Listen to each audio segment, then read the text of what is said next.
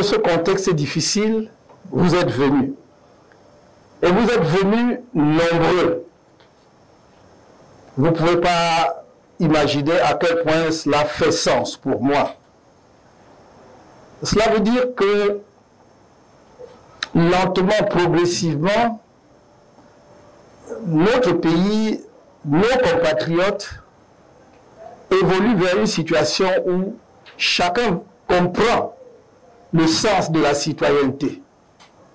La citoyenneté, ce n'est pas l'unanimité. La citoyenneté, c'est une diversité d'opinions. C'est une richesse d'opinions qui échangent, voire qui se confrontent pour que le meilleur émerge dans l'intérêt supérieur du pays. Nous ne sommes pas là pour faire le procès des gens. Nous ne sommes pas là pour insulter, mais pour modestement échanger avec vous quelques idées que nous avons pour le développement de notre pays, pour la modernisation du Cameroun, pour le développement de l'entreprise, pour créer de la richesse au Cameroun, pour que nos enfants n'aient pas pour seule option demain de mourir dans le désert ou dans l'océan ou la mer. Et nous en sommes capables, vous le montrez. Ça fait plusieurs années que je n'étais pas venu à Douala, depuis mon expulsion, il y a quelques années. Et je peux vous assurer que lorsque je suis revenu, lorsque j'ai été à Akwanon, à Bonamoussadi, à Makepe, je n'ai pas reconnu la ville où j'ai grandi en partie, au moins parce que j'ai fait mon lycée, le lycée Josse ici. Parce que c'est une ville totalement nouvelle, rénovée, mais avec une énergie extraordinaire. Je ne sais pas si nos frères et sœurs qui sont en charge de la conduite des affaires du pays sont au courant de cette énergie extraordinaire qui se dégage. On n'a pas besoin de vous le dire, vous le sentez en parcourant les villes. C'est de cela que je voudrais que nous parlions, de cette énergie. Comment est-ce que nous la transformions en richesse et que d'une part, nous réduisons, pour ne pas dire, nous excluons la pauvreté de notre pays, mais que nous positionnions notre pays là où il doit être, là où il mérite d'être en termes de développement économique. Pour cela, je voudrais articuler mon propos en 4 points. Le premier, ce sera l'environnement économique général du pays. Deuxièmement, les filières de concentration stratégique. Sur quoi nous voulons mettre l'accent. Troisièmement, ce sera les infrastructures. Et quatrièmement, ce que j'appelle les supports. Pour produire de la richesse, on a besoin de supports. Et dans ce quatrièmement, je mets d'une part l'énergie et d'autre part les moyens de financement. Premièrement, l'environnement économique global. Je ne vais pas faire le diagnostic, vous le connaissez. Je peux juste vous donner quelques indications pour nous rappeler que la situation, notre situation, même si nous continuons d'avoir 1, 2, 3 repas pour certains d'entre nous, que notre situation économique globale n'est pas brillante. Quelques indications. Je commencerai par l'endettement.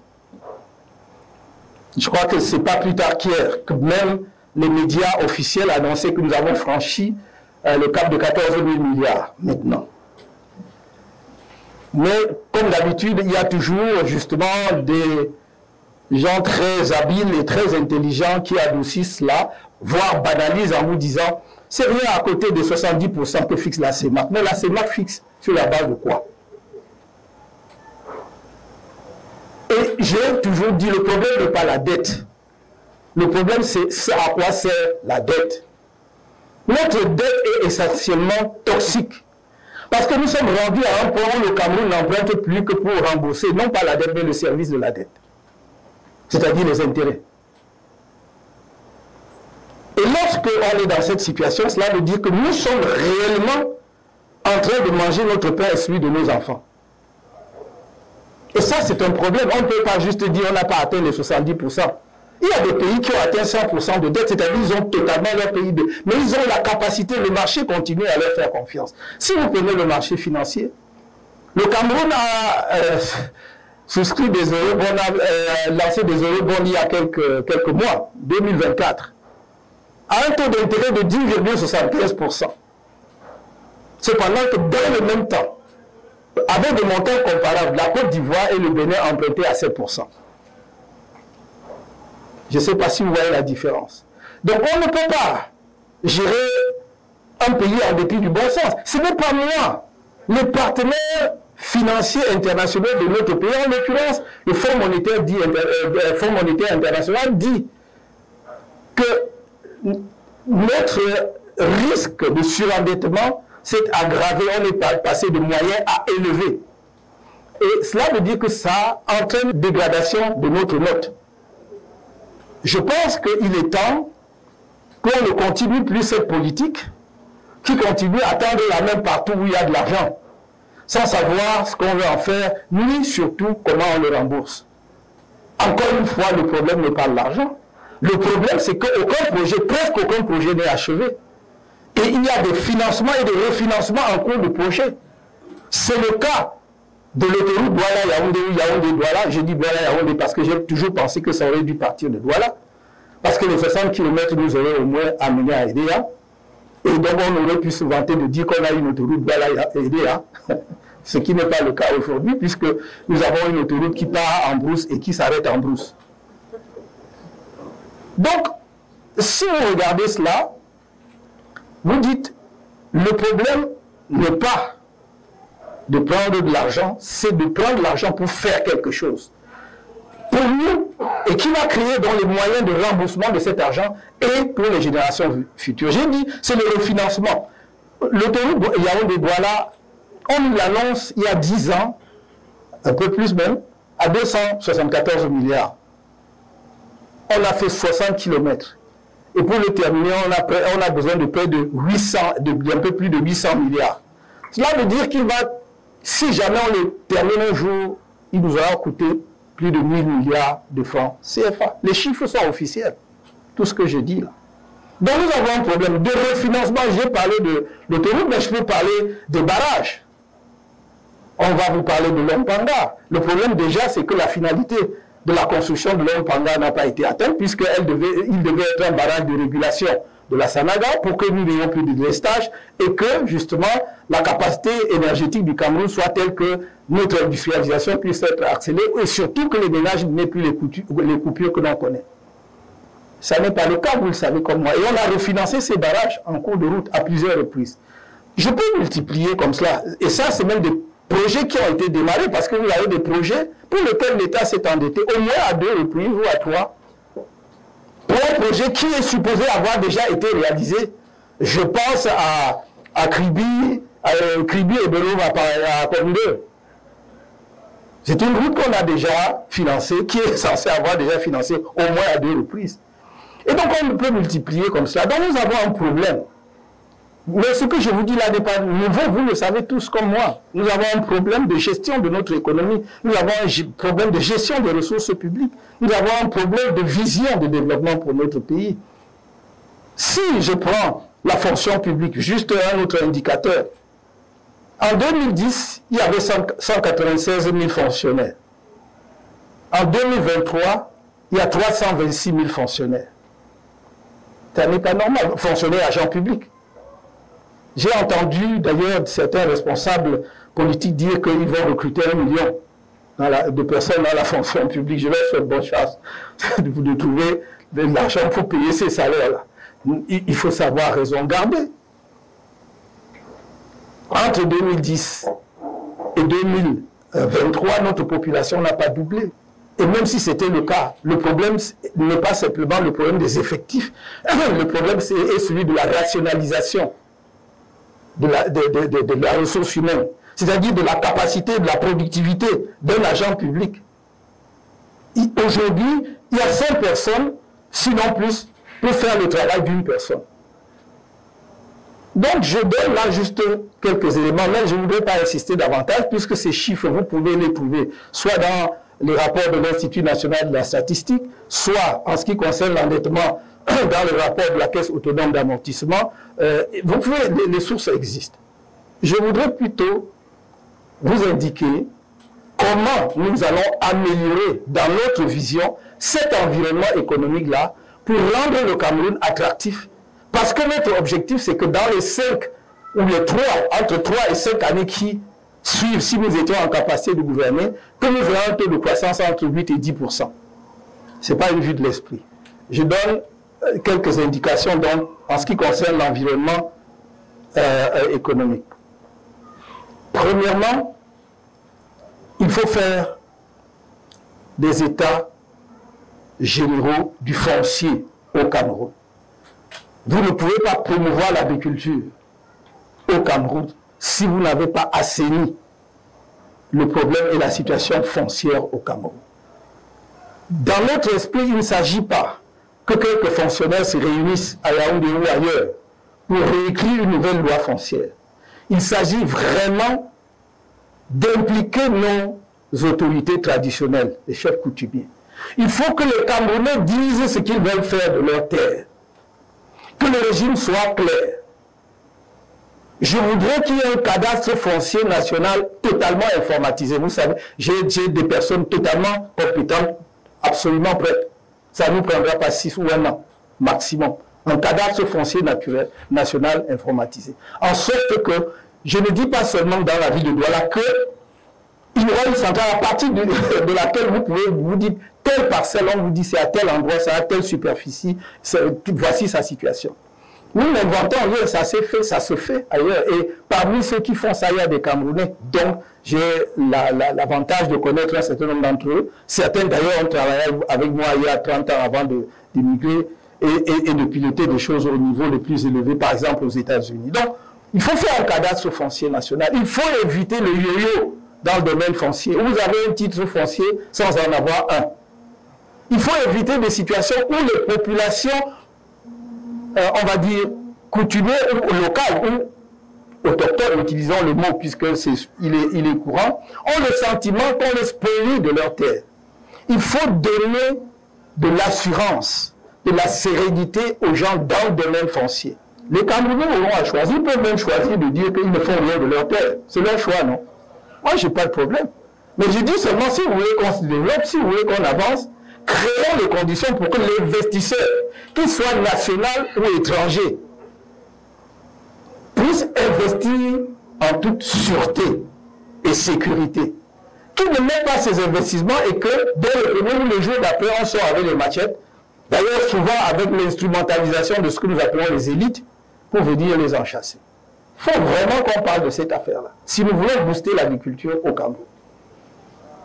Et je vous le dis d'autant plus que vous le voyez vous-même quand vous parcourez le pays. Pour ceux qui parcourent le pays, je vous signale que le Cameroun a 58 départements, si je me trompe, parmi lesquels un seul ne porte pas le nom d'un cours d'eau. Tous les autres, c'est le nom de cours d'eau. Ça veut dire que nous avons de l'eau partout. Donc ça veut dire que nous pouvons faire de l'agriculture en permanence tout le long de l'année au Cameroun.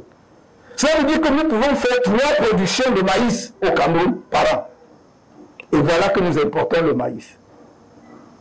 Il faut qu'à un moment donné, nous arrêtions, nous cessions d'être justement ce mendiant-là qui est assis à côté d'une montagne de nourriture et qui mendie. Vous ne pouvez pas être à la source et mourir de soif quand même. Nous avons tout ça et nous ne le faisons pas. Donc ça, c'est le premier point. Faire des états généraux. Que nos autorités coutumières traditionnelles s'assoient avec des experts, qui peuvent même, y compris des experts étrangers. Vous comprenez? Y compris des experts étrangers, même africains. On discute. Il n'est pas normal que lorsqu'on veut réaliser une infrastructure publique, le coût d'expropriation prenne parfois jusqu'à 5, voire 10% du coût du projet. Ce n'est pas normal. Dans notre propre pays, comme si ce projet-là, je ne parle pas du projet privé, je parle d'une infrastructure publique, comme si ce projet-là était pour d'autres et non pas pour nous-mêmes. Donc nous devons réfléchir à tout cela et voir qu'il y a eu beaucoup de gaspillage, justement parce que les gens n'ont pas une vision claire de ce qu'il faut faire pour le pays. Le deuxième domaine d'assainissement, pour rendre l'environnement camerounais attractif pour l'investisseur, c'est le domaine de la gouvernance, l'administration et la lutte contre la corruption. Et un des mécanismes, un des moyens que nous voudrions déployer demain, c'est ce qui est disponible. On a l'impression que pendant que le monde se modernise, nous on recule. Aujourd'hui, les outils informatiques le numérique nous permet de faire ce qu'on appelle l'e-governance, c'est-à-dire la gouvernance électronique. Les études ont montré que moins vous faites circuler de l'argent dans les circuits administratifs, moins il y a de la corruption. Lorsqu'il n'y a pas de l'argent, des espèces qui circulent, le risque de corruption est beaucoup plus faible. Donc en faisant le e-governance, c'est-à-dire en faisant en sorte que la plupart des formalités puissent être faites sans même que vous ayez un contact direct avec l'agent administratif, diminue les risques de corruption.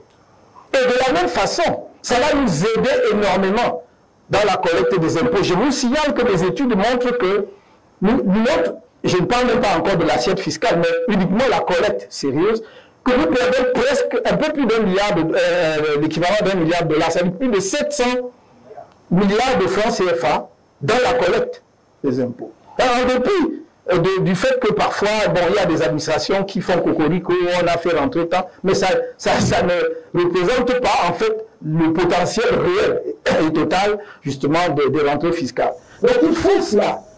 Ça diminue la corruption, ça facilite aussi les formalités. Il y a un certain nombre de documents, quand vous allez, on vous dit de passer dans 2 jours, dans 3 jours. Lorsque vous mettez, lorsque c'est en ligne, et que lorsque la personne a tout rempli en ligne, elle doit avoir la réponse automatique. Parce que si les critères sont clairement définis, normalement, lorsque vous remplissez, vous avez le résultat. C'est un peu comme lorsque vous faites votre réservation en ligne.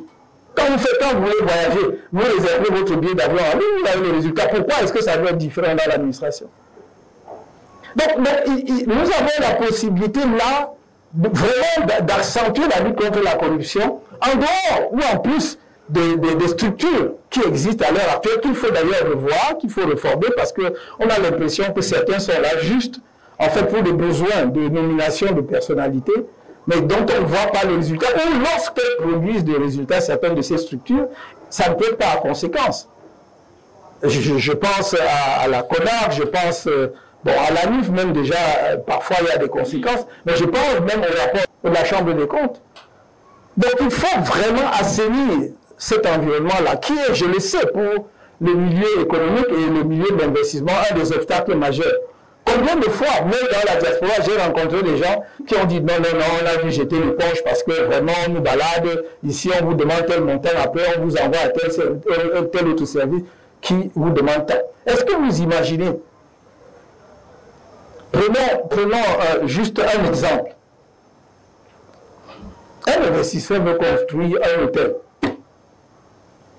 au Cameroun. Il a son terrain, il a fait ses études techniques, l'architecte a fait les plans, mais s'il a fait un budget de 100 francs, mettons de 1000 francs, ce qu'il va dépenser dans les circuits administratifs peut lui coûter jusqu'à 300 francs, c'est-à-dire 30%. Et du coup, l'hôtel qu'il avait conçu aux normes, il est obligé de faire des économies, et les murs, parce qu'il va chercher des tâcherons, les murs ne sont plus droits. Et peut-être que s'il avait prévu 4 et 5 niveaux, il n'en fait plus que 4, parce que ça, ce sont des pertes terribles pour une économie. Parce qu'il aura un hôtel qui n'est pas au standard. Et donc, il ne peut pas prétendre, par exemple, à l'étoile à laquelle son hôtel aurait pu prétendre. S'il visait 3 étoiles, il en aura 2, sinon moins. Tout ça parce que c'est rentré dans la poche d'un seul individu, ou de quelques individus dans la chaîne. Nous devons, à défaut d'éradiquer, parce que c'est l'idéal parfait, totalement la corruption, la diminuer drastiquement. Il faut vraiment, même dans les pays développés à la corruption, ne croyez pas, mais elle est tellement marginale et limitée que ça n'a pas un impact grave sur la dynamique économique globale. Il faut cette tolérance-là parce que c'est marginal comme en toute chose. Il y a peut-être un des rares pays, et encore là, même lui, quand on nous le disait, l'exception peut être Singapour, oui, là, il y a presque corruption zéro, oui. Mais c'est un pays de 4 millions d'habitants sur quelques centaines de kilomètres carrés, dont on peut identifier chacun et tout. On peut même vous fouetter sur la place publique et tout et tout. Mais sur un pays de 475 000 kilomètres carrés et 30 millions d'habitants, c'est autre chose. Donc, mais on peut baisser, réduire considérablement. Les autres choses qu'il faut mettre en place pour vous permettre d'investir et de trouver ceux qui vont porter avec vous vos investissements, c'est l'éducation. C'est l'éducation. Et c'est pour cela que nous voulons refonder le système éducatif camerounais. Nous voulons faire une innovation radicale. Nous avons dit 80 à 20%. Aujourd'hui, je ne peux pas vous donner des chiffres, les pourcentages exacts, mais à vue de nez, je sais que 70 au moins des filières de formation au Cameroun à l'heure actuelle sont des filières de formation générale, ou littéraire, ou philosophique, ou le droit, comme nous là. Hein? Voilà. Sauf que nous, quand on faisait le droit, on était très peu nombreux, donc on avait le choix. Hein? On avait le choix entre aller à l'IRIG, aller à l'ENAM, aller être avocat, être magistrat. On avait tout ça. Mais aujourd'hui, on ne peut pas continuer à pousser vers ces filières-là les enfants en sachant que à la sortie, ils n'auront pas du travail. Donc c'est un poids pour la société. Mais aussi, ce sont des main-d'œuvre, c'est la ressource humaine qui manque pour l'économie. Le seul plaisir, si j'ose dire, pour être, je suis un peu cynique là, le seul plaisir pour les parents, c'est d'encadrer le diplôme de l'enfant et de l'accrocher au mur. Mais est-ce que ça donne à manger? Donc, il faut revoir le système éducatif dès la maternelle, depuis la maternelle jusqu'à l'université. Je ne vais pas ici rentrer dans toute la réforme, je peux simplement vous dire que notre intention, c'est dès la maternelle de familiariser nos enfants avec la technique, avec ce qui est manuel, concret, c'est-à-dire pas seulement élaborer le champ, mais même lorsque, je parle souvent des Lego, j'aime souvent prendre l'exemple des Lego qu'on vend dans le commerce. Lorsque dès la maternelle, vous amenez les enfants, les petits-enfants à la maternelle, à savoir ajuster les Lego, ils grandissent déjà. Quand vous lui dites la maison, si vous lui dites la maison aujourd'hui, à l'école, il n'a jamais vu ce que la maison, on appelle quelque chose, on appelle ça maison. Mais si vous lui dites la maison, parce qu'il a fait, lui-même, il sait déjà, effectivement, il y a un rapport physique entre lui, entre le concept de maison, l'idée de la notion de maison et comment on fait la maison. Et donc l'idée, c'est que les enfants aussi sentent très tôt là où vont leurs penchants, c'est-à-dire on a envie de faire quoi. Dimanche dernier, je parlais avec un jeune à Yaoundé qui a fait de l'électronique. Et il me dit, moi j'ai toujours voulu faire de l'électronique depuis mon enfance, et même mon papa le savait. Sauf que je voulais avoir une formation adéquate dans le domaine, je n'en ai pas trouvé. Il me dit, même la Polytechnique, bon, peut-être vous pouvez encore trouver une filière de formation en électronique à la Polytechnique, mais quelle est la capacité de Polytechnique? Ça peut recruter combien d'étudiants? Alors que si vous avez donc un système qui met les enfants en rapport avec la technologie, très tôt, vous pouvez les orienter. Ça suppose donc que vous créez des structures de formation adéquates. Donc nous voulons appuyer, il y a aussi aujourd'hui ce qu'on appelle les instituts. Mais nous voulons vraiment que ce soit des instituts professionnels équipés avec les équipements qui vont. Il n'est pas normal qu'un enfant vous dise que j'ai fait chimie jusqu'en terminale. Mais il ne sait faire aucune manipulation dans un laboratoire. Si vous le mettez dans un laboratoire, il ne fait même pas la première manipulation. Or, justement, si c'est un enfant, avant d'avoir le niveau de bac, s'était familiarisé au laboratoire, vous pouvez, si vous avez une entreprise dans la filière chimique, l'embaucher directement. Vous n'avez pas besoin qu'il soit docteur en chimie, parce que ce laboratoire il va pouvoir vous donner le rendement dont vous avez besoin. Donc, nous voulons faire ça. Mais à côté de cela, même pour les petites entreprises, nous voulons, à côté des instituts, bien évidemment, il y a les cycles universitaires avec les écoles d'ingénieurs et tout ce que vous voulez. À cet égard, j'ai promis aux Camerounais que si nous étions en capacité de gouverner, il y aura au moins 4 universités nationales de sciences et de la technologie, uniquement de sciences et de la technologie. Il n'y aura pas filière, droit, lettres, tout ce que vous voulez, c'est sciences et technologie. En dehors des universités actuelles, qu'on peut renforcer, mais ce sont des universités dédiées, sciences et technologie. Et je disais donc qu'à côté des instituts, le projet, le rêve, c'est de pouvoir en mettre au moins un dans chaque département. 58, c'est à notre portée. C'est ce que nous appelons les centres de métiers, qui sont même jusqu'au niveau des arrondissements, les centres de métiers.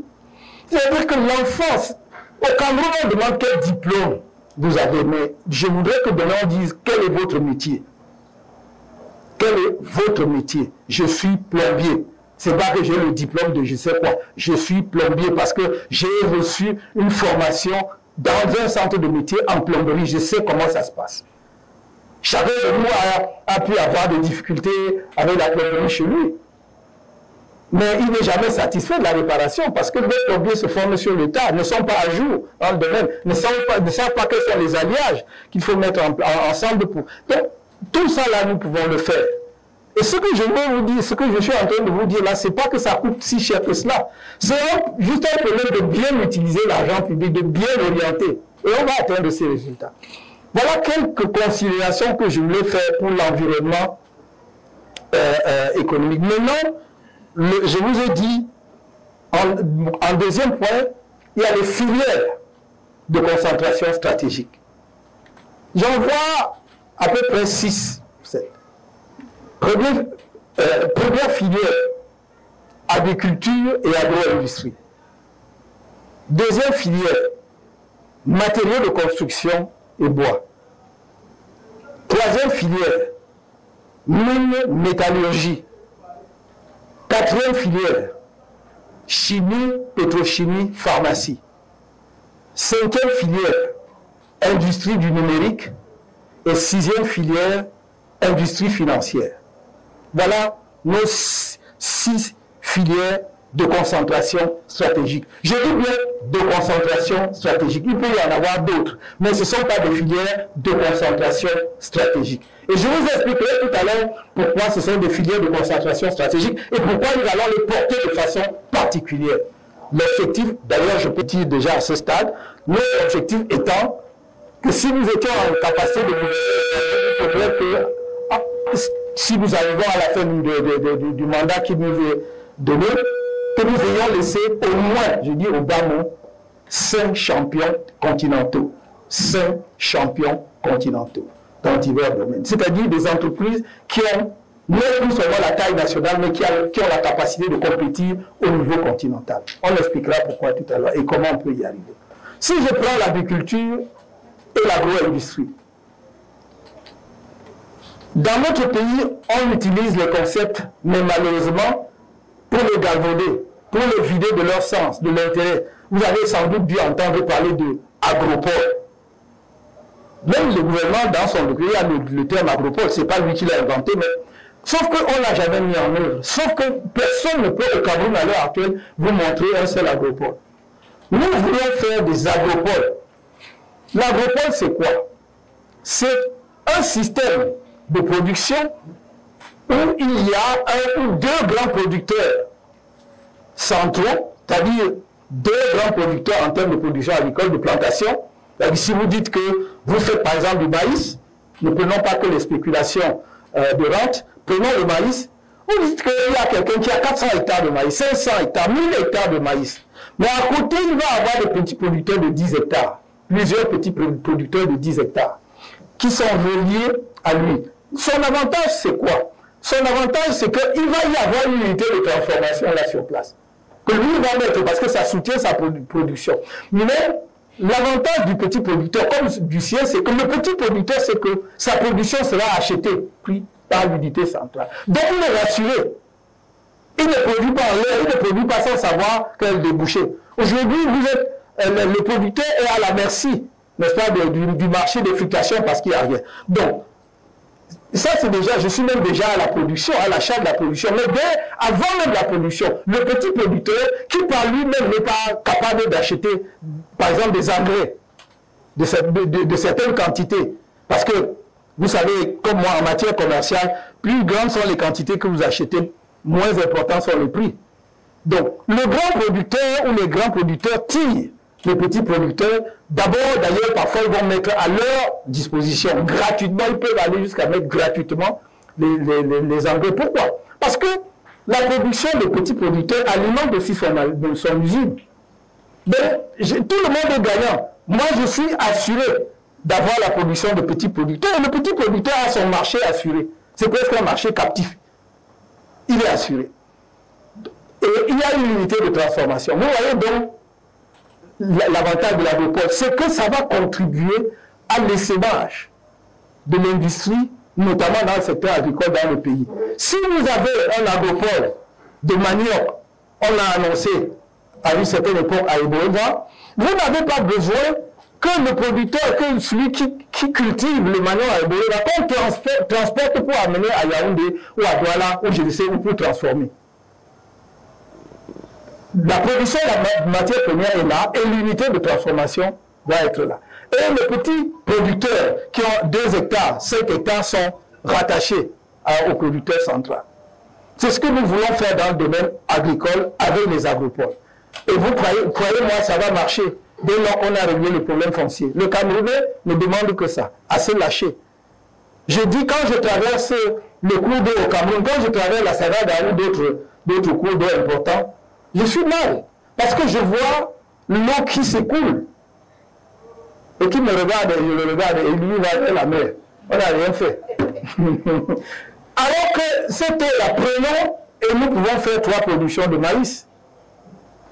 Prenons et nous pouvons faire, je ne sais pas moi, des plantations de manioc ou quelque chose à l'infini.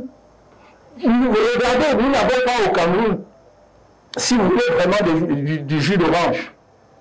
Vous avez juste les productions artisanales, quelqu'un a fait son champ et il met 3, 4 pieds ou 10 pieds d'oranger. Mais regardez si vous voulez faire vraiment des orangeries. En plus, nous avons des terres fabuleuses pour ça. Et là, j'ai pris les oranges, je pourrais prendre énormément d'autres choses. Je vois, par exemple, toutes ces terres qu'on n'exploite pas dans le septentrion.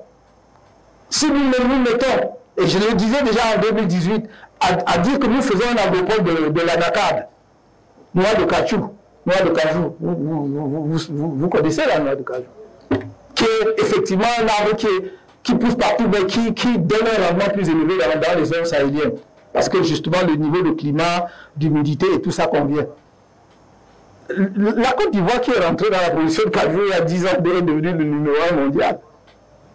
Il y a environ 10 ou 15 ans qui sont entrés là-dedans.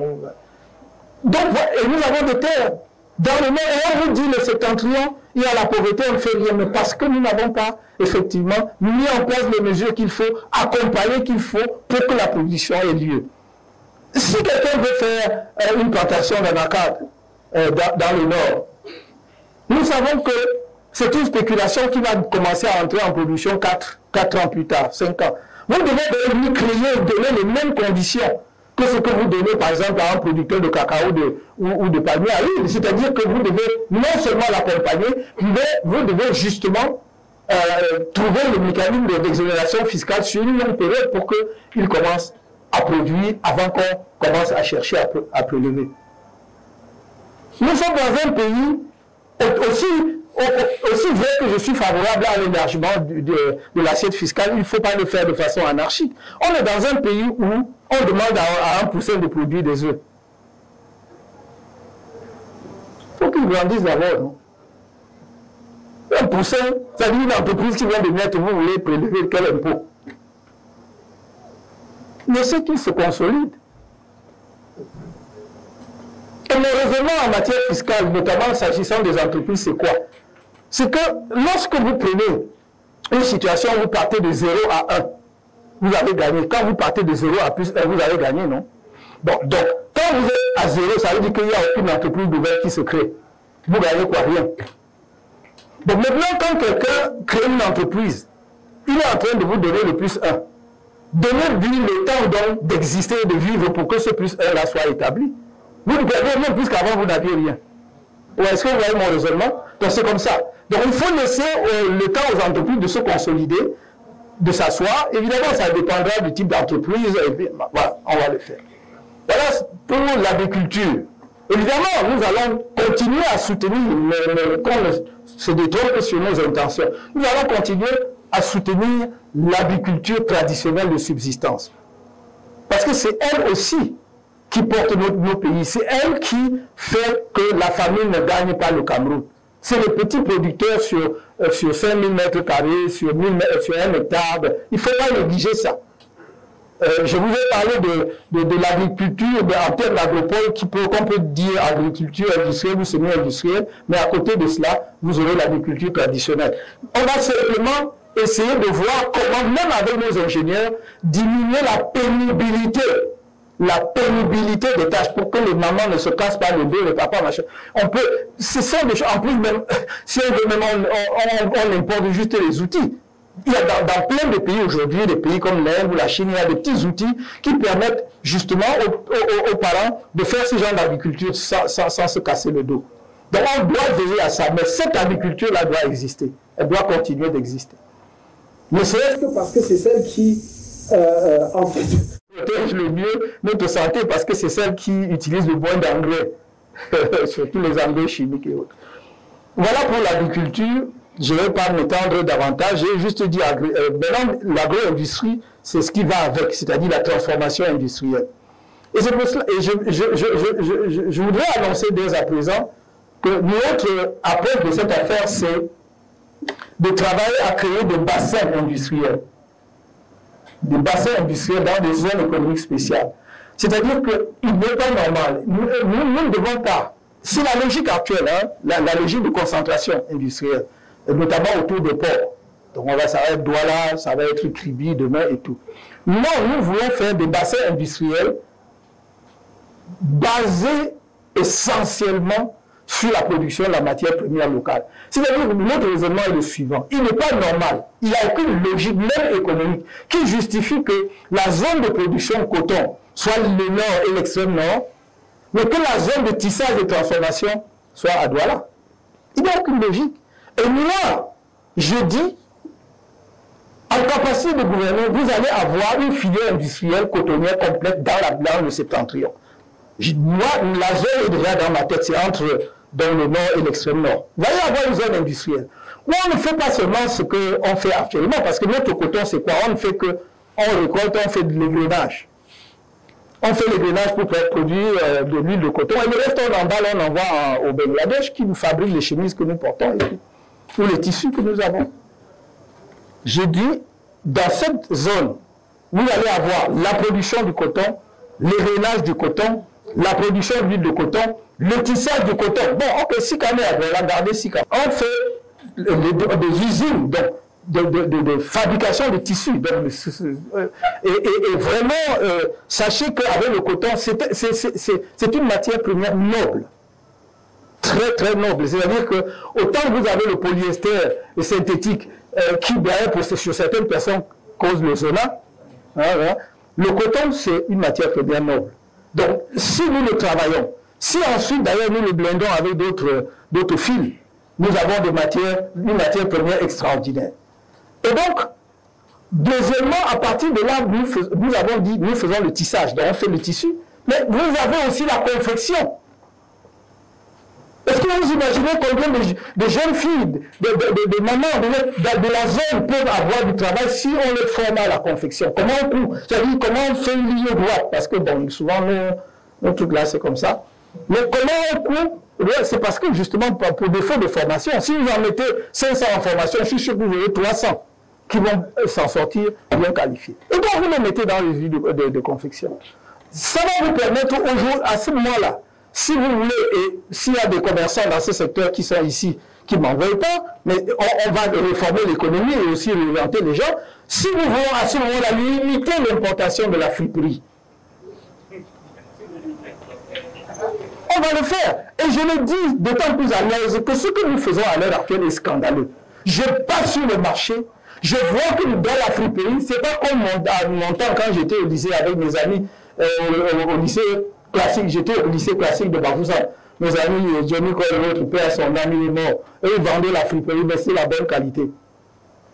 Aujourd'hui, sur le marché, vous voyez le sous-vêtement des femmes, on vend que c'est la friperie. Nous sommes même devenus quoi? C'est même plus un problème de déchets, nous sommes devenus, c'est indécent, ce n'est pas normal. Et nous avons même les maladies. Vous comprenez? Donc il faut effectivement qu'on regarde ces affaires-là de près. Oui, moi je parle du pays que je connais. Moi je ne parle pas d'un Cameroun théorique. Peut-être que certains sont dans le bois, je connais ce qui se passe.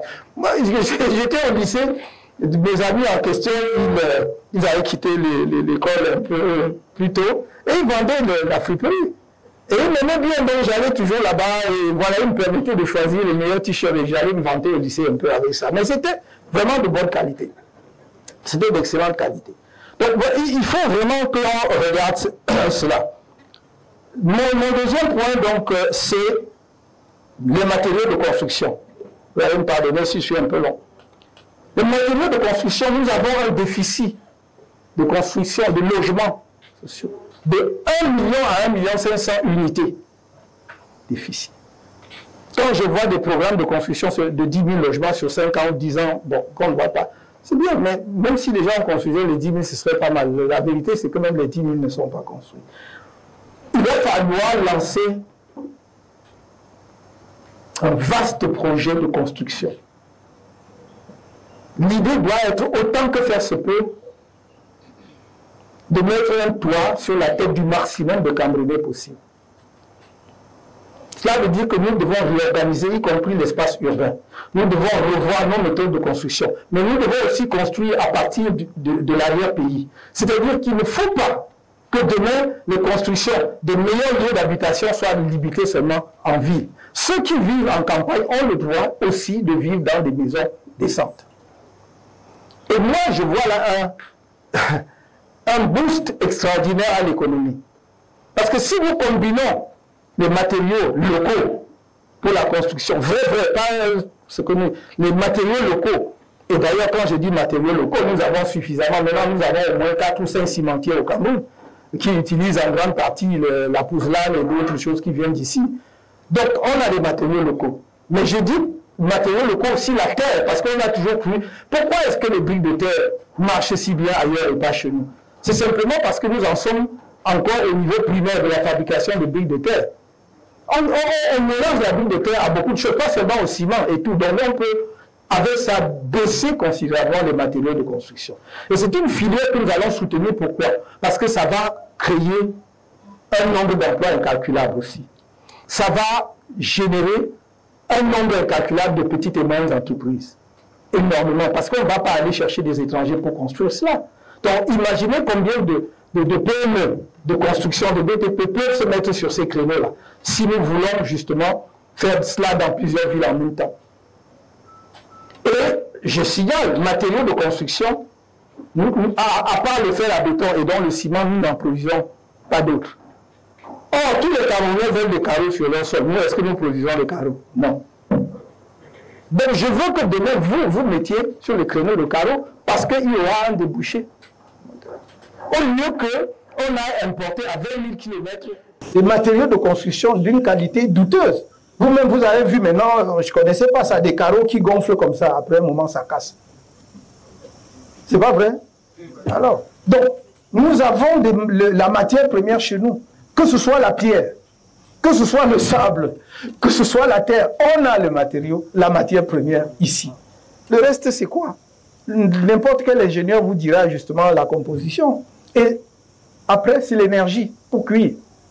On va revenir à l'énergie tout à l'heure. Donc, on veut mettre l'accent sur le matériau de construction. Si on veut faire vraiment des efforts par rapport aux millions de logements, 1,5 million d'unités. Donc, je ne dis pas qu'on va construire les 1 million en un jour. C'est vraiment parce que ne serait-ce que pour construire, ça prend du temps, n'est-ce pas? Donc, mais il faut que vous compreniez que c'est un programme qui va s'étaler et que quelqu'un peut parfaitement se mettre sur ce créneau parce qu'il y a de l'argent à gagner, parce qu'effectivement l'État va mettre de l'argent dans ce secteur. Avec les privés, si vous regardez, j'ai parlé tout à l'heure du foncier, si vous regardez le problème du foncier et qu'il y a des privés qui veulent se lancer dans la promotion immobilière sérieusement tel qu'on voit ailleurs, ils vont le faire. Troisième filière, c'est mine métallurgie. Bon, ce qui est en train de se faire maintenant n'est pas mal. Je parle de la part de l'État en termes de... J'ai vu par exemple qu'il y a une entreprise qui s'appelle, pour ne pas faire la publicité, Prométal, qui fait des choses dans le domaine de la métallurgie. C'est bien, ça va dans la bonne direction. Mais il faut faire plus, parce que vous ne pouvez pas développer l'économie d'un pays sans avoir ce que l'on appelait à l'époque, quand moi j'étais à l'école, l'industrie lourde. Vous ne pouvez pas. Vous ne pouvez pas. Vous vous allez être en surface de l'industrialisation. Mais tout ce qui soutient à la base, vous ne l'aurez pas. Vous allez dépendre des autres. Or, nous avons la matière première, c'est-à-dire le fer. Nous avons la bauxite. Même si Alucam continue de fonctionner à partir de la bauxite importée de Guinée, de Fria, n'est-ce pas? Mais nous avons la bauxite. Nous avons le fer à plusieurs endroits. Il n'y a pas seulement, il n'y a pas que Balam, il y a les mamelles de Kribi, il y en a partout. La législation qui a été promulguée il y a quelque temps n'est pas mal. Si on met 15% de transformation locale, c'est déjà pas mal. Je sais aussi que l'industrie lourde nécessite beaucoup d'énergie. C'est pour ça que j'ai parlé tout à l'heure justement de la production de l'énergie. Mais on va y veiller parce que vous ne pouvez pas, par exemple, demain, vous mettre dans le domaine de l'industrie automobile en dépendant totalement de l'importation, ne serait-ce que pour la tôle, complètement de l'étranger. Donc voilà, je ne vais pas être plus long. Quatrièmement, j'ai parlé de la chimie, la pétrochimie et la pharmacie. La chimie, c'est d'abord le chercheur qui trouve des formules chimiques pour transformer les produits de son environnement. Mais quand je parle de la chimie, je vois aussi ce que nous pouvons faire à partir de la chimie dans le domaine de l'agriculture, notamment la production des engrais. Il y a beaucoup de choses. Hein. On peut, la chimie, le domaine, le spectre est tellement large qu'on ne peut pas épuiser. Je ne prends que ça. Pétrochimie, parce que justement la chimie s'appuie énormément sur le pétrole. L'industrie chimique partout au monde que vous voyez là, c'est le pétrole. Parce qu'il y a au moins 300 produits dérivés du pétrole, au moins. Je dis bien au moins. Donc, si vous avez de vrais chimistes, même comme le Cameroun est un tout petit producteur de pétrole, on peut faire beaucoup de choses à partir de cela. Voilà, donc, nous sommes devenus un tout petit producteur. On est passé de 96 000 barils jour en 2000, je crois 2010, ou si je me trompe, à 67,300 barils jour. 67,3 000 barils jour en 2023. Donc, la production baisse et c'est pour cela que les finances publiques souffrent d'ailleurs énormément. Donc, pétrochimie, j'ai ajouté la pharmacie. Mais pas seulement sous l'angle chimique, c'est-à-dire fabrication des molécules pharmaceutiques, mais parce que nous sommes engagés à valoriser les savoir-faire traditionnels dans le domaine de la pharmacopée. Je dis et je le répète, aucun pays au monde sérieux et qui veut se développer ne peut dépendre totalement des molécules produites par les autres à tout moment. Aujourd'hui, vous pouvez voir même les Chinois dans les segments de la pharmacie, mais c'est d'abord la pharmacopée traditionnelle chinoise qui a été développée et qui a soutenu les Chinois jusqu'à présent. Et donc, nous avons énormément. Vous voyez dans nos pays, dans notre pays, tout le monde sait, même officiellement, on sait qu'il y a moins de 30% de Camerounais qui se soignent à l'hôpital et avec les molécules modernes. Tout le reste est au village. Donc, si vous avez des gens qui maîtrisent les décoctions, qui travaillent en cheville avec les médecins pour ce qui est du dosage, parce que l'essentiel maintenant, c'est le dosage. Même dire qu'on va mettre sous forme simplement de gélules, on n'a pas besoin. Si vous faites 1 litre, on dit qu'il faut boire un verre le matin, un verre, c'est bon. C'est bon. Donc, nous pensons que pour développer la pharmacie au Cameroun, il faut s'appuyer là-dessus. Je vous termine sur ce point en vous disant, les molécules de synthèse sont constituées toujours à partir des connaissances des molécules traditionnelles. Aucun chimiste, aucun pharmacien ne vous dira qu'il est resté comme ça, il a calculé lui-même, il est arrivé à une molécule pour soigner. Non, c'est parce qu'il a vu que quelque chose soigne l'autre. Et il dit, je vais voir la composition chimique. Et c'est à partir de là qu'il fait la molécule de synthèse. C'est pour cela que, vous savez, quand il y a eu, dans la forêt de Korop, il y a eu un produit qui était très efficace, mais disait-on, sur le cancer à l'époque. Et il y a des jeunes Américains qui sont venus, comme ils viennent toujours, comme on les appelle quoi, les volontaires de ceci, les ONG de cela, ils sont allés, ils ont pris l'écorce et tout ça, là, ils sont allés. Après, ils nous ont dit, oh ouais, il y a beaucoup de toxicité. Mais ça, c'est vous qui le dites, est-ce qu'on était là? Vous avez pris, vous êtes partis. Développez seulement, laissez-nous tranquilles, nous on ne sait pas comment faire. Donc l'idée, c'est qu'il faut qu'on arrête d'être des spectateurs de notre propre vie. Voilà ce que je pourrais dire là-dessus. Le 5e, c'est l'industrie numérique, je peux parler de l'infrastructure après, l'industrie numérique.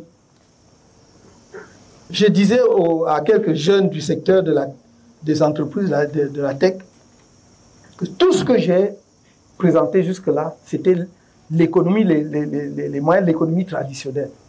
Mais là où nous avons de nouveaux leviers de croissance qui partent du savoir et du savoir-faire des jeunes, c'est l'industrie numérique. Et c'est un champ de possibilités infinies. Je ne sais pas si vous êtes au courant. Tous les jours, il ne se passe pas un jour sans qu'on vous annonce une nouvelle découverte avec l'intelligence artificielle. Nous avons, à l'heure actuelle, moi je dis, je m'engage, si j'étais en capacité de gouverner, à doter le Cameroun d'au moins 1 ou 2 grands centres de calcul. C'est-à-dire les grands calculateurs, parce que c'est là. Il faut, pour développer l'intelligence artificielle, vous ne pouvez pas. Et vous ne pouvez pas développer de grands centres de calcul sans beaucoup d'énergie, parce que ça consomme de l'énergie comme vous ne pouvez pas. Mais sauf qu'avec ça, là, vous avez des possibilités infinies. Qu'est-ce que je disais?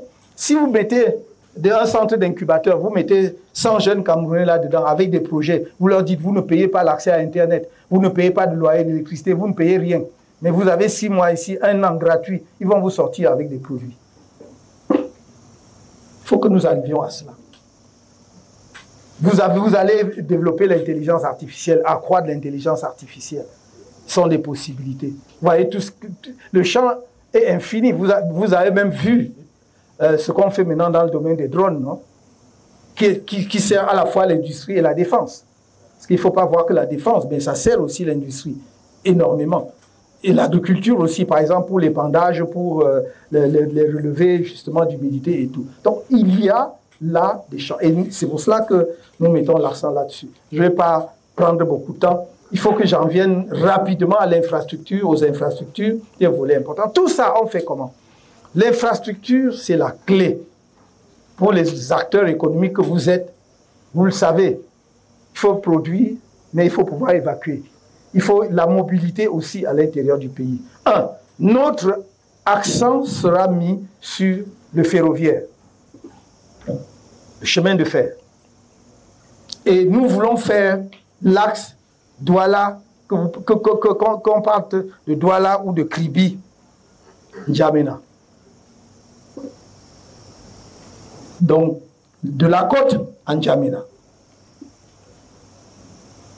Parce que, en le faisant, non seulement vous ouvrez tout le reste du territoire camerounais à la circulation des personnes et des biens, mais vous raccordez à vous un marché qui est le marché donc, de notre pays voisin, mais parfois beaucoup plus loin, parce qu'à partir de là, vous pouvez aller jusqu'au Soudan, vous pouvez aller jusqu'au Niger. Donc ça, c'est extrêmement important. Je ne rentre même pas dans les considérations stratégiques qui peuvent être liées à ça. C'est extrêmement important. Donc cet axe-là. Et le deuxième axe, c'est à partir de l'Est, puisque la colonne, une des colonnes dorsales sera l'Est, à partir de l'Est, c'est Bangui. Voilà les 2 axes principaux. Ensuite, il y aura des embranchements maintenant à l'intérieur du pays, parce que de Douala, vous irez jusqu'à Limbe. De Konsamba, vous irez jusqu'à Kumba, parce que ce chemin de fer-là sera refait. Mais ce ne sera pas le chemin de fer tel qu'il existe aujourd'hui. C'est un nouveau chemin de fer aux normes internationales. Nous sommes à 0,90, c'est-à-dire moins d'1 mètre, ou en exagérant 1 mètre. La norme standard, c'est de 1,44. Ça limite les déraillements, ça donne la capacité de vitesse que vous ne pouvez pas avoir sur un écartement de moins d'1 mètre. Ça coûte cher, mais on mettra le prix. Vous croyez que si depuis 10 ans nous voulions faire cela, on nous dit, le Cameroun, il nous manque 5 000 milliards, il nous manque 10 000 milliards, mais alors, et regardez ce que ça peut rapporter, non seulement l'ouverture du pays, mais effectivement, nous parlions même tout à l'heure de l'économie, y compris les débouchés. Donc, ça c'est donc vraiment quelque chose de principal, d'axial. Ensuite, il y aura les routes, on va comme ça ne veut pas dire qu'on abandonne les routes, on va faire les routes. Parce que l'idée, c'est de désenclaver tous les grands bassins de production. C'est ce qu'on chante depuis. Mais on désenclave comment? Parce que nous, notre politique est simple. Ce n'est pas de chanter. Tout ce qui... Le principal obstacle à l'ouverture des bassins de production au Cameroun aujourd'hui, En dehors des routes que l'on peut entretenir, ce sont les ponts. Et ce ne sont pas des grands ponts. Ce ne sont pas des ponts de plus de 10 mètres. Mais ça coupe toute une région, tout un département, tout un arrondissement, tout un village.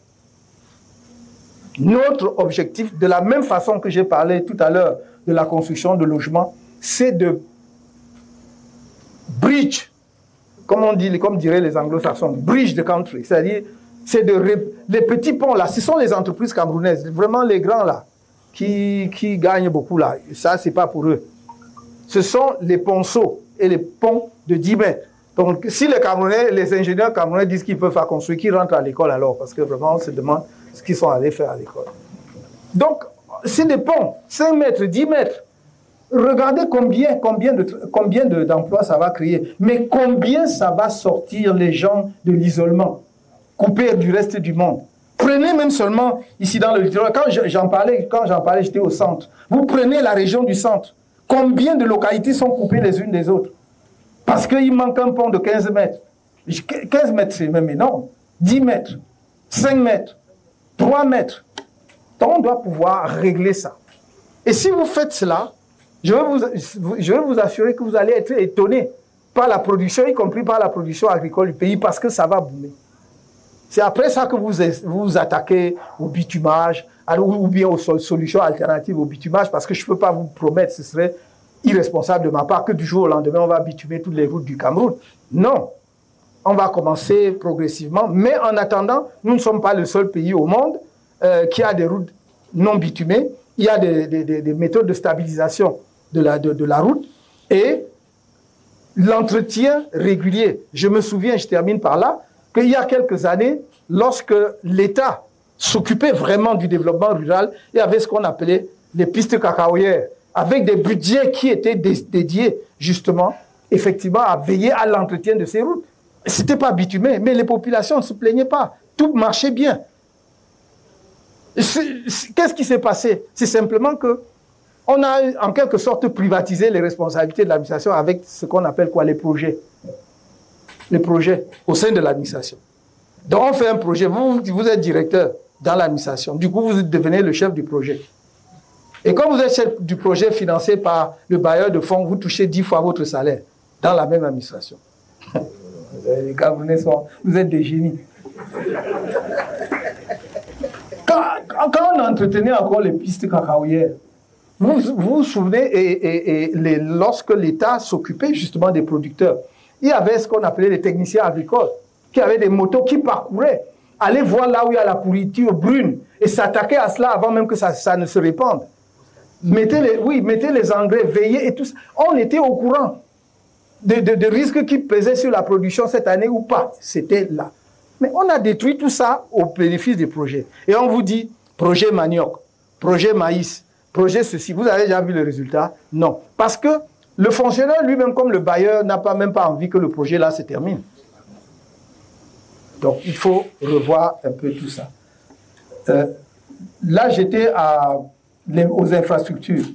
Je vais terminer avec les supports. Comment donc on fait tout ça? On met tout cela, parce que vous allez dire, ah ouais, bon, il parle bien, tout ça c'est beau, mais comment on fait? Je vous ai parlé de l'énergie. Donc, le premier aspect du support, c'est l'énergie, mettre l'énergie à la disposition des opérateurs économiques. Et deuxième aspect, le financement. En ce qui concerne l'énergie, nous allons faire un mix énergétique. Il faut continuer de construire les barrages là où c'est possible. Certaines études disent qu'on peut encore faire 1000 mégawatts sur la Sanaga. Je suis d'un avis contraire, on peut faire plus sur la Sanaga. Les gens ont gâché les sites, je ne crains pas de le dire. Les gens ont gâché les sites où nous aurions pu construire un barrage de 2000 mégawatts en allant construire un barrage de 420 mégawatts. Le deuxième site qui était même encore exploitable, qui pouvait être dans l'ordre de 1000-1500, qui est même déjà signé. On vise quoi? Qui cote 500. Alors qu'on pouvait faire 1000 et un peu plus que sur Kikot. Je pense qu'il faut continuer à faire des barrages, y compris sur... il y a une déclivité entre le Noun et le Nkam, c'est-à-dire lorsqu'on va vers le Nkam, qui existe depuis, oui, on peut mettre encore un barrage, Katina, on peut encore mettre un barrage, et même sur la Sanaga, il faut voir les derniers qui restent, parce que quand nous faisons 450 à 500 mégawatts au Cameroun, dans son... Je vous signale que l'Éthiopie fait un barrage de 5000 mégawatts, n'est-ce pas? 5000. Le grand barrage de la Renaissance. Je vous signale, mais n'allons pas loin, pendant que nous faisions 450 ou 420 en Artigal, l'Angola est en train de faire 2000, finir 2000. Donc il faut que nous comprenions ce qui se passe dans le monde et les perspectives de développement économique du Cameroun. Je ne vous ai pas parlé des petits barrages, des micro-barrages et autres, parce que je laisse cet aspect-là pour la population. Ce que je suis en train de vous dire, c'est l'énergie qui va être au service de l'industrie. Parce que pour l'accès des ménages, nous avons dit, et j'ai toujours dit, on fera des micro-barrages sur les cours d'eau. Des micro-barrages. Il y a plein. Lorsque vous êtes dans un arrondissement ou un village, où vous faites un micro-barrage qui produit 1,5 MW, vous pouvez éclairer tout l'arrondissement. 1,5 MW, vous éclairez tout l'arrondissement. Donc ça, c'est pas pour l'industrie ou alors pour la micro-industrie. Je parle pour vous qui pouvez faire des entreprises de taille importante qui avaient besoin de beaucoup d'énergie. On va donc refaire les barrages. On va continuer à faire les barrages. Mais à côté de ça, c'est un mix énergétique. On va utiliser les centrales à gaz. Je me demande toujours, nous les Africains, quel est même notre problème? Les autres disent, ils veulent de l'énergie propre, ils n'en ont même pas, mais ils vont chercher ça à des centaines de kilomètres, à des milliers de kilomètres, voulais-je dire, pour faire cela chez eux. Et produire de l'énergie qui leur donne la capacité de produire des produits industriellement compétitifs. Nous, on a ça sur place. Le Cameroun est un pays qui produit du gaz. Et je vous dis, suffisamment pour alimenter des centrales à gaz, pour alimenter son industrie. Je vais plus loin, à supposer même que notre production soit faible. Nous avons deux grands producteurs de gaz qui sont nos voisins. À gauche, le Nigeria, à droite, la Guinée équatoriale. Et quel est notre problème? Je voudrais que quelqu'un m'explique un jour. Le Nigeria est en train de faire un pipeline qui va transporter son gaz jusqu'en Europe. Ça veut dire qu'il en a assez pour approvisionner tout le marché européen. Et nous sommes son voisin. Donc ça veut dire que nous sommes capables de négocier ou de discuter avec eux si nous n'avions pas assez de gaz. Et je crois que ce n'est pas le cas. Mais si nous n'avions pas assez de gaz pour dire approvisionner, nous, pourquoi on ne le fait pas? Et je dis pareil avec la Guinée équatoriale. Moi, j'ai visité à Punta del Europa, comme ils appellent. C'est tout un site industriel qui est presque comme la ville de Douala. Vous visitez ça en voiture, vous ne pouvez pas aller à pied. Où ils produisent de l'ammoniac et tout. Mais pourquoi, à partir du gaz, évidemment, pourquoi est-ce qu'on fait comme si nous étions un orphelin dans le monde, il n'y a personne? Non. Donc, il faut utiliser cette énergie-là pour mettre de l'énergie à un prix compétitif à la disposition de l'industrie camerounaise, des industriels camerounais. Et à côté de cela, évidemment, dans le mix, on ne peut pas négliger totalement des trucs comme le solaire. Moi, je ne peux pas tout miser sur le solaire parce que les expériences montrent aujourd'hui, depuis dans le monde, qu'il y a des ratés terribles là-dessus. Donc, mais on peut faire le solaire à certaines dimensions pour alimenter des villages, etc. Voire même l'éolienne, pourquoi pas. Le long de certaines de nos routes, on peut mettre justement des poteaux pour les éoliennes. Et même, les études avaient montré à l'époque un coin comme le mont Bamboudos, et même presque, j'allais dire, la chaîne jusque dans les monts Mandara, sont très favorables pour accueillir de l'éolienne. Voilà le mix énergétique. Notre objectif étant, très rapidement, de mettre en capacité 1500 à 2000 MW, très rapidement, à la disposition de l'industrie camerounaise pour pouvoir atteindre les objectifs que nous visons, c'est-à-dire entre 8 et 10% de taux de croissance avec l'industrialisation dans les bassins industriels. Maintenant, sur le plan du financement, qu'est-ce que nous faisons? Je vais me concentrer sur le financement à court et moyen terme, parce que si je veux m'étendre sur les financements à long terme, on peut passer beaucoup de temps. À court terme, premièrement, pour le financement de notre programme social, c'est-à-dire l'école, c'est-à-dire la santé, l'assurance maladie universelle que nous voulons instaurer.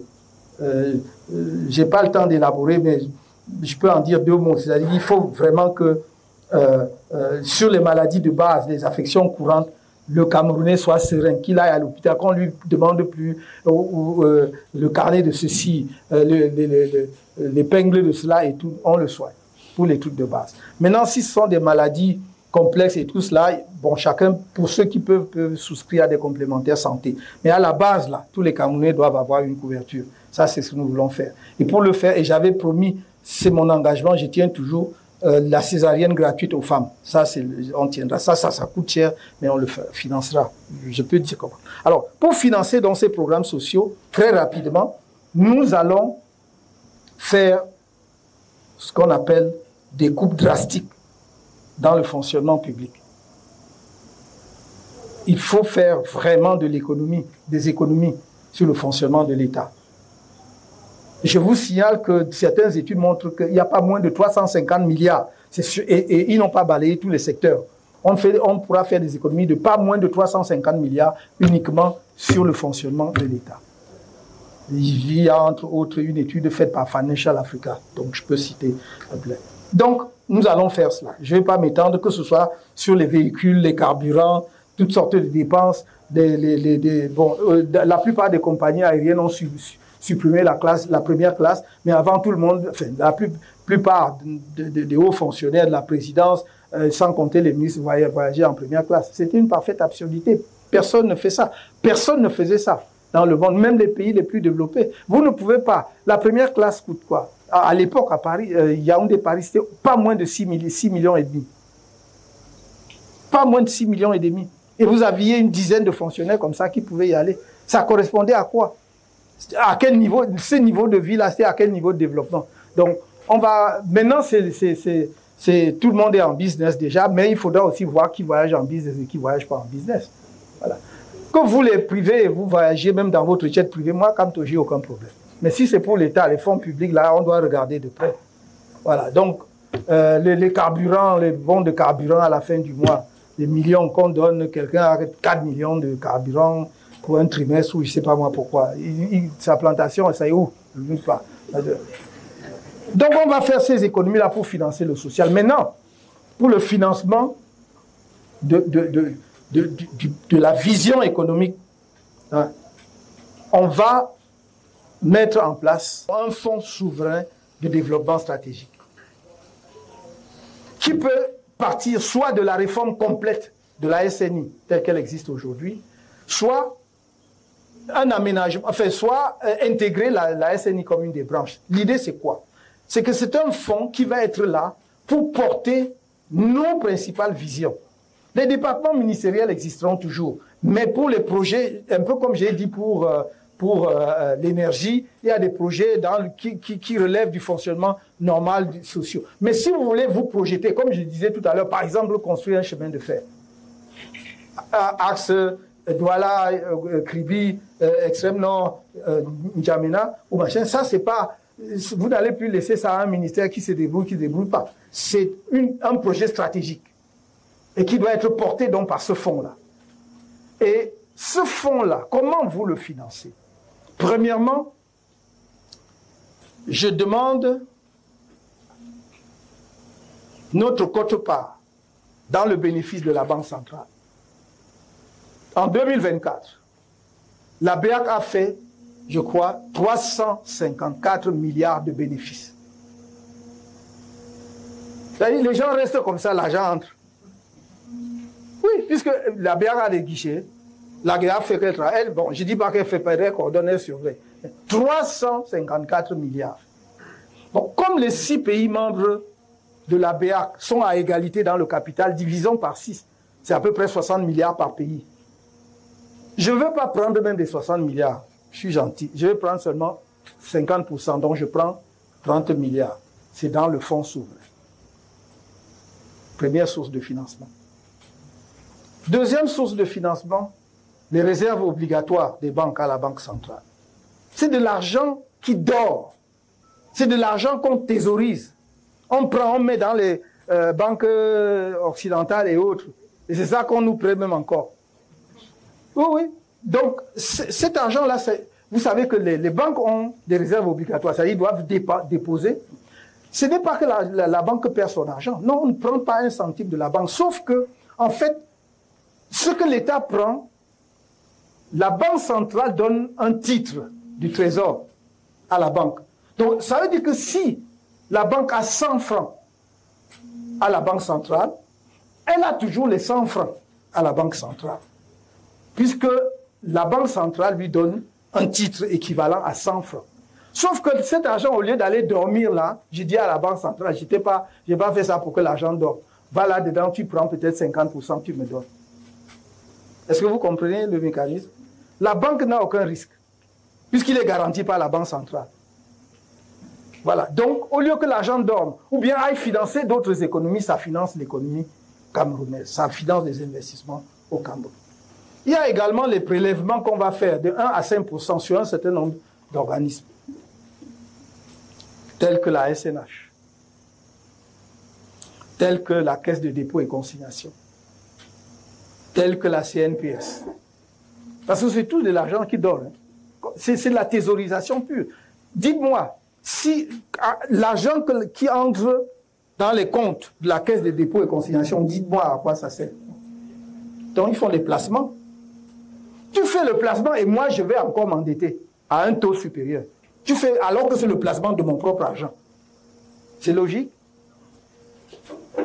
Donc, je vais dire, Caisse de dépôt et consignation, sur tes dépôts là, il y a entre 1% et 5%. CNPS, comme parfois tu as tellement d'argent, tu ne sais pas quoi faire, je vais demander 1 à 5%, etc., etc. Il y a des compagnies, comme les compagnies de téléphone, qui, dans tous les pays du monde, financent énormément l'économie, qui également vont contribuer à ce fonds souverain. Vous avez vu que je n'ai pas mis comme priorité l'endettement. Parce qu'en fait, on nous a toujours fait croire que sans l'endettement, nous ne pouvons pas nous développer. Et surtout l'endettement auprès des bailleurs de fonds. Je ne dis pas que nous allons couper les relations avec les bailleurs de fonds. Mais les bailleurs de fonds vont financer à nos conditions. Ils vont entrer dans notre programme, dans notre vision, dans notre projet. Quelqu'un ne va pas venir nous dire, voilà, l'argent, mais fais ceci. Non. Ou bien donne à telle entreprise. Non. Tu viens, j'ai dit que je veux construire Douala N'Djamena en train. Ok, très bien. Tu as de l'argent pour mettre dedans, moi je suis preneur. On discute du taux et des conditions. Mais ce n'est pas toi qui peux venir dicter quel type d'investissement je dois faire. J'ajoute également pour le financement que je mets beaucoup d'accent sur 2 modes de financement qui permettent aujourd'hui de réaliser les infrastructures. D'une part, le BOT, le Build, Operate and Transfer. Je suis sûr que si on discute bien, on négocie bien, on rassure bien le secteur privé local, il y a des... Prenons, toutes les études montrent qu'il y a un triangle d'or en matière d'infrastructures routières qui marche très bien. Douala, Bafoussam, Yaoundé, Yaoundé, Douala. Ça, c'est démontré depuis au moins 30, 25 ans, 30 ans. Ça veut dire que si vous mettez des autoroutes là-bas, c'est rentable. Je suis sûr que si on discute bien, parce qu'ici à Douala, vous avez l'argent, c'est Wanda. Vraiment. Donc, si on discute bien, vous allez aller construire ça. Quelqu'un va dire que, bon, mettons-nous ensemble, on prend ce tronçon. Puisque l'État discute avec vous de la durée de l'achat, et vous allez dire que, bon, nous allons exploiter ça pendant 30 ans, pendant 20 ans. Je suis d'autant plus à l'aise que ce sont des Camerounais qui disent qu'ils vont exploiter quelque chose dans leur pays pendant 30 ans. Je suis même heureux. Mettez l'argent, construisez. Donc ça va être un mode également de construction, de réalisation de ces projets-là. Et l'autre, c'est le partenariat public-privé, qui est toujours, à la différence du BOT, c'est que dès le départ, le privé qui finance intègre son bénéfice dans le coût. Donc quand il accepte qu'il met 100 francs, c'est qu'il a 30 francs peut-être de bénéfice, donc il a intégré.